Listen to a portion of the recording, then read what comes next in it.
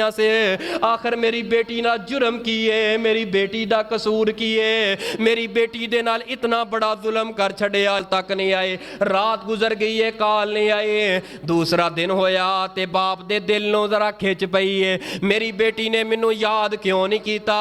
बेटी दा number dial कीता है, नंबर ऑफ जा रहा है, फिर मिलाया है ऑफ जा रहा है, फिर मिलाया है ऑफ जा रहा है, फिर मिलाया है ऑफ जा रहा है। बार बार बाप नंबर मिलांदा रहा। फौरी तौर ते सवारी लईए ते चला गया बेटी दे घर अंदर। जदों बेटी दे घर अंदर गया है, जाके पूछिया इस बेटी दी सास नो, ए बेटी दी सास की लगदी सी उस बाप दे बेटी दी, एदी सकी हकीकी खाला लगदी सी। ओदे कोलों पूछिया कि बेटी दा मोबाइल क्यों बंद है।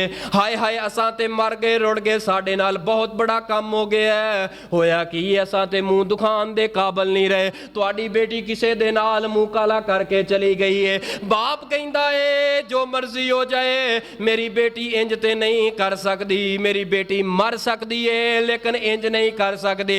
मैं बाप जिसकी तरबियत की अपनी बेटी दी, इको एक बेटी सी, अगे भी इको एक बेटा सीगा। आई है ते इन्हां ने की कीता है, पुलिस नूं रबड़ दर्ज कराई है। केस खोलदा खोलदा खुलिया ते पता चलिया है एदी नंद ने ते एदी सस ने जिसम दे पता नहीं किन्ने टुकड़े करके और चेहरे तक गला कट के गैस दी अग बाल के चेहरे नू जला जला के ते चेहरा मसक कर दियां रहियां ने। जिसम दे दो हिस्सियां दे टुकड़े करके गटुआं अंदर पा के किते दबा छोड़िया है, एक किते दबा छोड़िया है। जदों मैयत बरामद होई है, बाप चीखा मार के रो पिया, ओ जालिमो अगर कोई गल सी ते मेरी बेटी नू तलाक दे देंदे।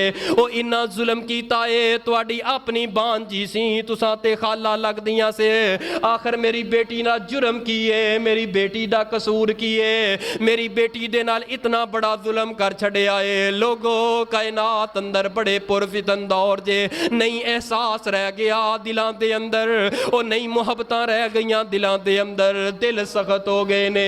वजह की है असां कुरान तो दूर हो गए हां, मसाजिद तो दूर हो गए हां, असां दीन तो दूर हो गए हां, नमाज़े जुमा अंदर अपनी मर्जी दे नाल उठ के आने आ। मेरे प्यारे भाईओ अगर असां जुम्मे दे अंदर वक्त ना आइए, पूरा हफ्ता दीन दा कोई सबक ना पढ़िए, इस हफ्ते दे अंदर ए जुम्मे दा दिन पूरा बयान सुन लईए, दिल हौला हो जाता है, ईमान तरो ताज़ा हो जाता है। जदों दिल हौला ना करे, ए दिल ते जंग लगदा लगदा जंग लगदा लगदा जंग लग जाता है। जदों दिल ते मोहरां लग जान हजरत जी, फिर दिलां अंदर सख्तियां आ जांदियां ने। फिर ओही औलाद उड़दी है, मावां दे गलियां ते छुरियां चलांदी है। ओही औलाद उड़दी है, बाप दे चेहरे दा हया नहीं करदी।